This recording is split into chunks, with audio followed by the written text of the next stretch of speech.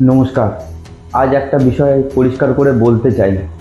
দেখুন, আমাদের দেশে কিন্তু বিভিন্ন ধরনের মানুষ থাকে, যেমন হিন্দু, মুসলিম, শিখ, জৈন, খ্রিস্টান, সমস্ত ধর্মের মানুষ কিন্তু থাকে। এমনটা নয় যে আমাদের ভারতে শুধু এক রকমের ধর্মের মানুষ আছে, এমনটা কিন্তু ভারতে নয়। এবার সমস্ত ধর্মের মানুষের মধ্যে কিন্তু গরিব, বড়লোক, মধ্যবিত্ত সমস্ত ধরনের মানুষ কিন্তু আছে।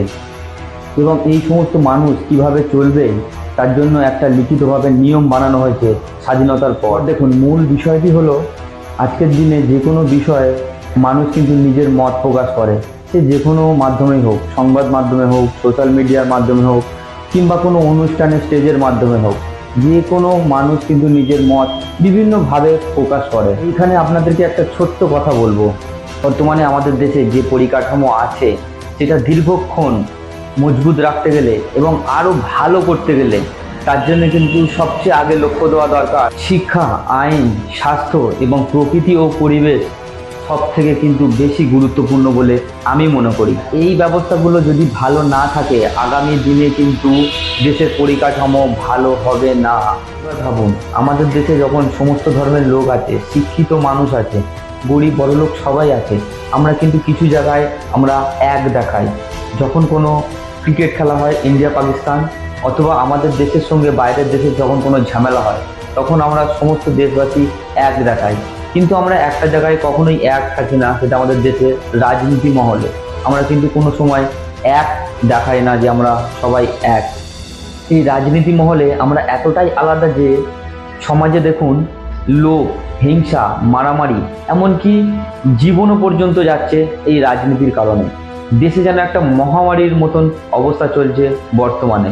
শুধুমাত্র একটু যদি ভেবে দেখেন, আপনি ভালো করেই বুঝতে পারবেন যে কিভাবে এই মহামারী এত পরিমাণে ছড়াচ্ছে, যা ধারণার বাইরে। যখন কোনো দল ক্ষমতায় আসে, আসার আগে তারা কিছু প্রতিশ্রুতি সমাজকে দেয়, কিন্তু ভোট হয়ে যাওয়ার পর যখন ক্ষমতা তারা পেয়ে যায়, তারপরে কি হয় তা গোটা দেশের মানুষ কিন্তু দেখে।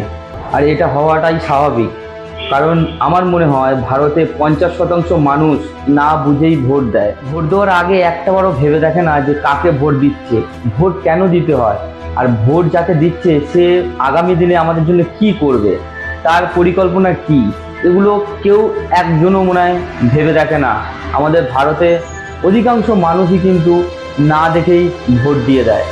বর্তমানে যে রাজনীতি আমাদের সমাজটাকে কুড়ে কুড়ে খাচ্ছে, তা আগামী দিনের জন্য কিন্তু খুবই ভয়ঙ্কর।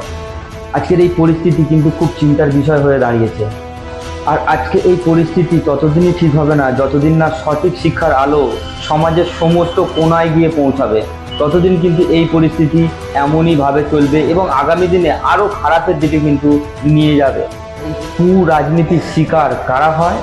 নিরীহ মানুষ, সমাজে যারা কমজোর, তারাই কিন্তু সব থেকে বড় শিকার হয় এই রাজনীতির। তাই সমস্ত মানুষের কাছে অনুরোধ করব, দেশের ভবিষ্যতের কথা ভেবে আপনারা একটু সজাগ হন, সচেতন হন এবং নিজের চোখ খুলে দেখুন যে সমাজের পরিস্থিতি কোন জায়গায়। দেখুন, আমি কোনো প্রফেশনাল ইউটিউবার নই। যেগুলো আমার মনে হয় কিছু সমাজে ভুল জিনিস আছে, মানুষের দেখানো উচিত, তাই প্রত্যেকটা ভিডিওর মাধ্যমে আমি সমস্ত জিনিস একটা একটা করে আমি দেখাতে চাই এবং বলতে চাই। ধন্যবাদ।